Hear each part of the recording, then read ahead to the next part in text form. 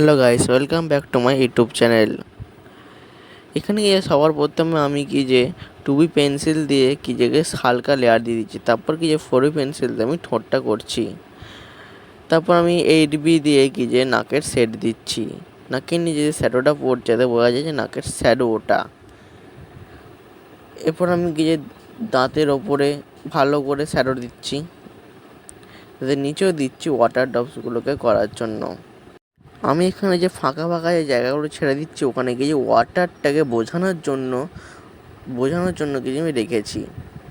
এরপর আমি গিয়ে মনোজোরি ইরেজার দিয়ে হাইলাইটিং করে দিচ্ছি, কিন্তু যেসব জায়গায় আমি হাইলাইট করতে পারবো না মনোজোরি ইরেজার দিয়ে, মানে বেশি ডিপ কালার দিচ্ছি আমি, মানে 8B 10B ইউজ করছি, সেসব জায়গাতে আমি ফাঁকা জায়গা ছেড়ে দিচ্ছি ওয়াটারগুলোকে দেখানোর জন্য, যে ওয়াটার যে জল পড়ছে মুখটা সে ফিলটা আনার জন্য। এরপর আমি ব্লেন্ডিং স্টাম্প দিয়ে করে নিচ্ছি, স্মুথ করে নিতে হবে। তবে আবার মনোজোরি ইরেজার ইউজ করছি, এভাবে হাইলাইট দিতে থাকছি।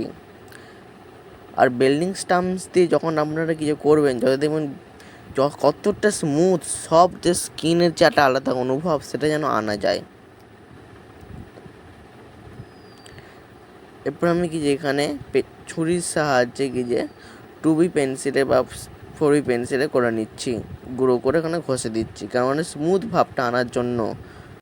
এবার আমি দাঁতের নিচের দিকে মানে ডিপ শ্যাডোগুলো দিয়ে দিচ্ছি। ওই যে আমি দাগ টানছি 8B পেন্সিল দিয়ে, এগুলো কি যে ওয়াটার ড্রপসটাকে বোঝানোর জন্য।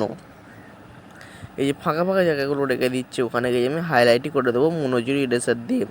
আমি কি যে এবার কি যে ঠোঁটটাতে 4B পেন্সিল দিয়ে করে নিয়েছি শ্যাডোগুলো, মানে দাগগুলো, তারপর কি যে মনোজোরি ইরেজার ইউজ করছি করার জন্য।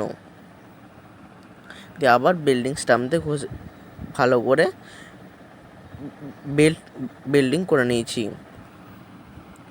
এরপর আমি ঠোঁটের নিচে শ্যাডো দেখানোর জন্য 8B ইউজ করছি ডাইরেক্ট, তারপর কি যে 6B নিচে দিয়ে দিচ্ছি যাতে শ্যাডোটা মিশে যায় ভালোভাবে। দিয়ে আমি ওই দিকে আবার কোণ থেকে ডিপ কালার দিচ্ছি, আবার শ্যাডো দিচ্ছি। এভাবে আমি যে দাগগুলো করেছিলাম আগে থেকেই মুছে নিচ্ছি, কারণ দাগগুলো থাকলে সফট স্কিন ভাবটা আসবে না। ধারে যে ওয়াটার ড্রপসগুলো বোঝানোর জন্য আমি আবার ডিপ কালার ইউজ করছি, দিয়ে আবার মনোজোরি ইরেজার করছি। ডিপ পেন্সিল ইউজ করার সময় মনে রাখতে হবে প্রথমে 6B, তারপর 8B, তারপর 10B, এরমভাবে করতে হবে। আমি 6B দিয়ে আবার থুতনির ওখানটা করে নিলাম, দিয়ে আবার বিল্ডিং করে নিলাম ভালো করে।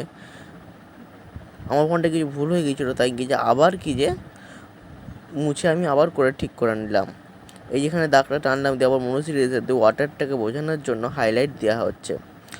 ঠিক সেই রকম যেসব জায়গায় আমি ডিপ করবো তার জন্য আগে থেকে ফাঁকা রেখে দিয়েছি, ওখানটা আমি আর মুছছি না, যেহেতু ওখানটা ডিপ করবো 6B 8B 10B দিয়ে ইউজ করবো তাই।